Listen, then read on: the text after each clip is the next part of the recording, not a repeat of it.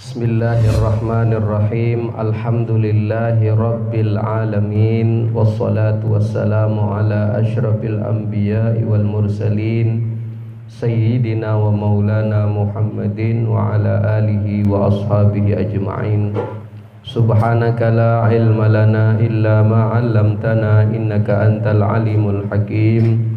Wa la hawla wa la quwwata illa billahil aliyyil azim. Rabbi shrah li sadri wa yassir li amri wahlul 'uqdatam min lisani yafqahu qawli, amma ba'du. Alhamdulillah, kita panjatkan puja dan puji syukur kehadirat Allah Subhanahu wa taala, yang mana pada malam hari ini kita kembali ditakdirkan oleh Allah dapat berkumpul dalam rutinan kita, yaitu pengajian Majelis Nailus Sofwah, yang mana kita laksanakan pada malam hari ini di rumah saudara Aldi. Mudah-mudahan berkat sholawat yang kita baca, rumah yang tadinya dibacakan sholawat akan mendapatkan kucuran rahmat dan keberkahan dari Allah Subhanahu wa ta'ala, dan kita yang membaca sholawat semoga nanti di yaumil qiyamah mendapatkan syafaat baginda kita Nabi besar Muhammad sallallahu alaihi wasallam. Kemudian salawat dan salam tak henti-hentinya juga senantiasa kita kirimkan kepada junjungan kita Nabi besar Muhammad sallallahu alaihi wasallam, yang mana berkat daripada perjuangan, pengorbanan dan jerih payah beliau, sehingga pada saat ini kita dapat merasakan indahnya iman, Islam dan ilmu pengetahuan. Hadirin sekalian yang dimuliakan Allah, pada kesempatan yang berbahagia ini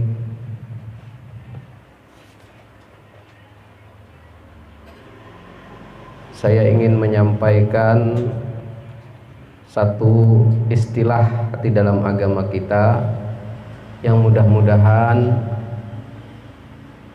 sesuatu yang kita sampaikan, yang kita pelajari malam hari ini dapat kita amalkan bersama-sama, wabil khusus kepada diri saya sendiri dan umumnya kepada kita semua yang hadir pada malam hari ini. Di dalam agama kita tercinta, agama Islam, itu ada istilah yang namanya iffah, ya, namanya iffah, ain, fa dan tak marbutah, dibaca ha kalau dia mati, ya, tulisannya iffatun kalau dibaca iffah. Nah, itu bukan ipah, bukan, pakai ain, iffah. Nah, apa itu iffah, ya? Iffah itu artinya menyembunyikan kesulitan pada dirinya karena ingin menjaga harga dirinya. Menyembunyikan kesulitan, menyembunyikan permasalahan, menyembunyikan persoalan yang susah, di dalam hidup orang itu tidak ia umbar, tidak ia ceritakan kepada siapapun. Nah, ini kenapa dia lakukan? Karena dia ingin menjaga harga diri atau muru'ah. Nah, ini pelajaran, ya. Dari kecil kita belajar macam gitu, ya dah. Jadi nanti terbiasa sampai sudah besar, mandiri, ya.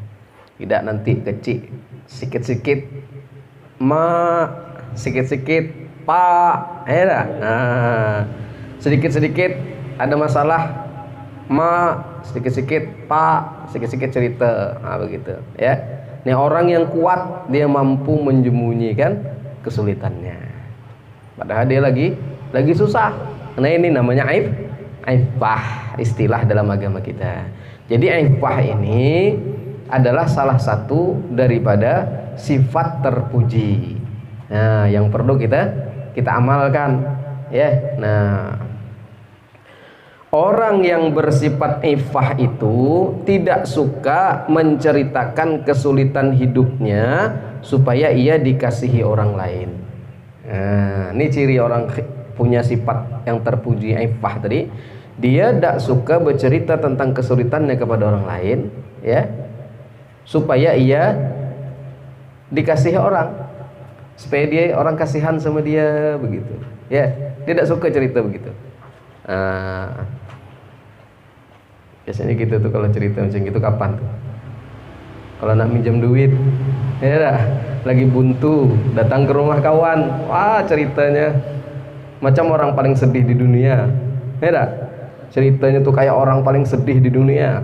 Kalau sudah mau minjam duit, ay aku nih teruk nian, aku nih susah nian, 3 hari, 4 hari, dah seminggu tak ada megang duit, lalu kanker, kantong kering, padahal baru sehari, padahal baru sehari. Nah, biasanya orang kalau nak minjam duit biasanya nih menceritakan kesusahannya. Nauzubillah min dzalik. Nah, gitu ya. Usahakan dari kecil kita berlatih ya. Latihan dari kecil, jangan cerita kalau kita ada masalah. Kemudian juga sifat orang ifah tadi, dia tidak suka membukakan kesempitan agar ia diberi orang sedekah, ya, selagi ia melihat usaha untuk mengatasi kesulitannya itu. Nah, dia tak mau cerita-cerita nih, membuka kesempitan kanker tadi tuh, kanting kering tadi tuh, tidak suka dia cerita. Dia tetap usaha dulu, tetap berusaha sekuat tenaga untuk menutupi kesempitannya tadi, supaya kesempitannya tadi hilang. Dia berusaha untuk menutupi kesusahannya itu. Dengan macam-macam lah, dia begawe kalau ada tenaga masih, masih punya tenaga yang kuat, masih bisa melakukan hal yang dapat menghasilkan duit, menghasilkan uang, dia tetap bekerja keras. Nah, tidak dia minta bersedekah, tidak begitu dia. Masih ada sedekah, aku malu minta dengan orang. Aku harus berusaha. Nah, ini orang ifah tadi. Firman Allah Subhanahu wa taala di dalam Al-Qur'an, apa kata Allah? Yahsabuhumul jahilu aghniya'a minat ta'affuf. Nah, ini kata Allah, ya. Kita ulangi lagi, bismillahirrahmanirrahim. Kata Allah, yahsabuhumul jahilu aghniya'a minat ta'affuf. Apa artinya? Ya, menyangka akan mereka oleh orang yang tiada mengetahui bahwa mereka kaya oleh karena ifahnya.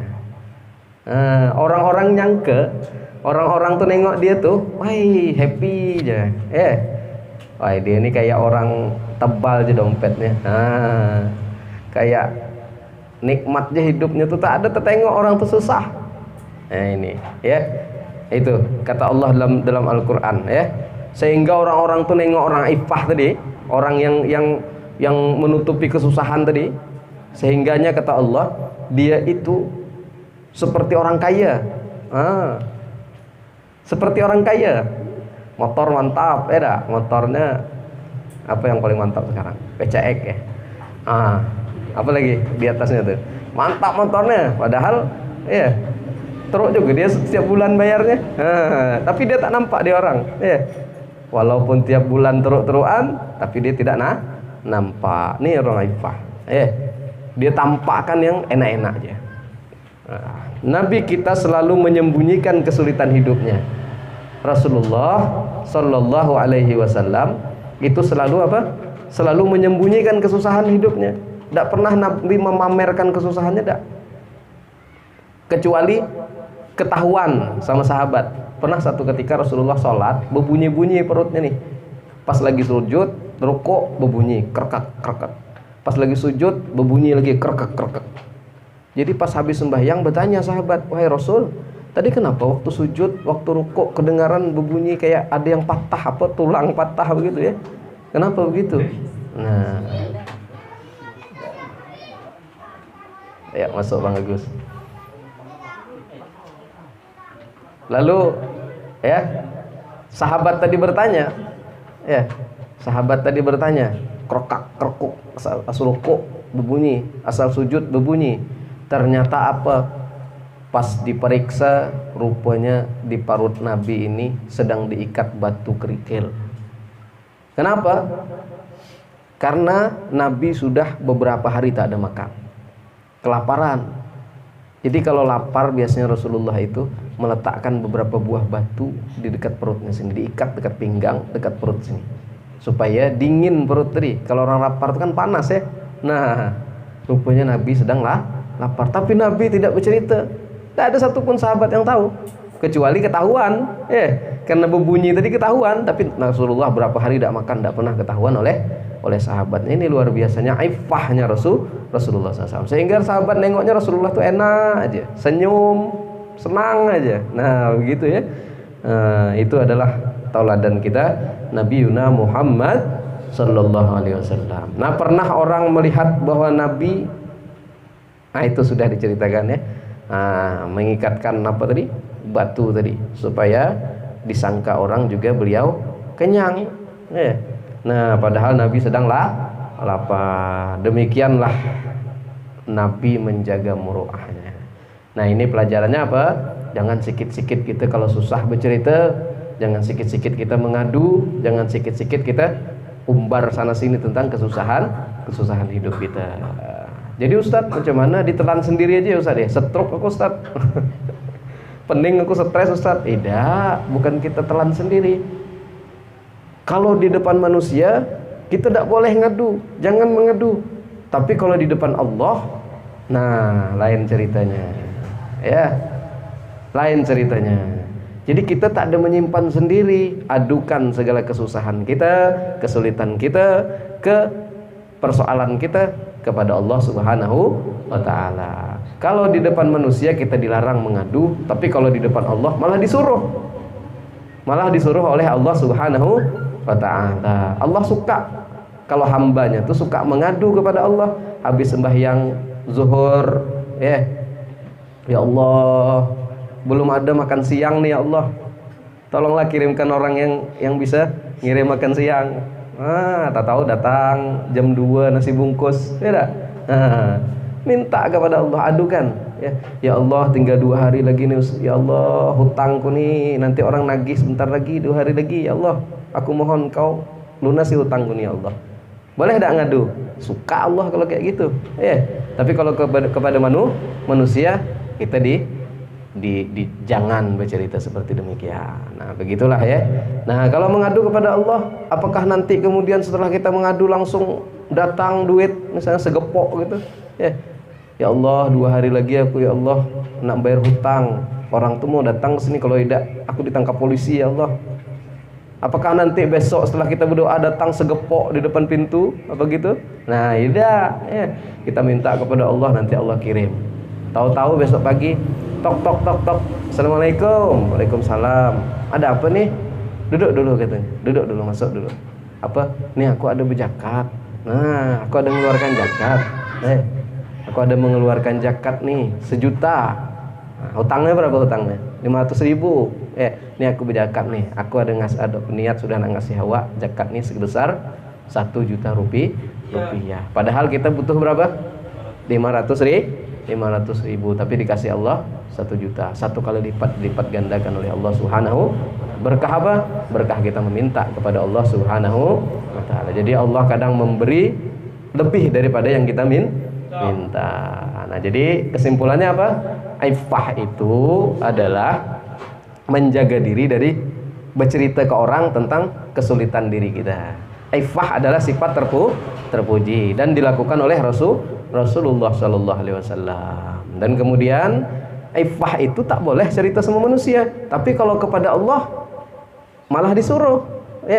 Kalau kepada manusia kita jangan bercerita kesulitan kita, jangan mengadu kesulitan kita, tapi kepada Allah kita ceritakan, itu malah disuruh oleh Allah dan Allah senang. Nah begitu ya. Nah, mudah-mudahan yang sedikit ini ada manfaatnya ya, kita bisa mengamalkan. Jangan mudah menceritakan kesulitan kita, dan mencontoh daripada baginda kita Nabi besar Muhammad sallallahu alaihi wa alihi wasallam. Mungkin demikian, mudah-mudahan ada manfaatnya. Wabillahi taufiq wal hidayah.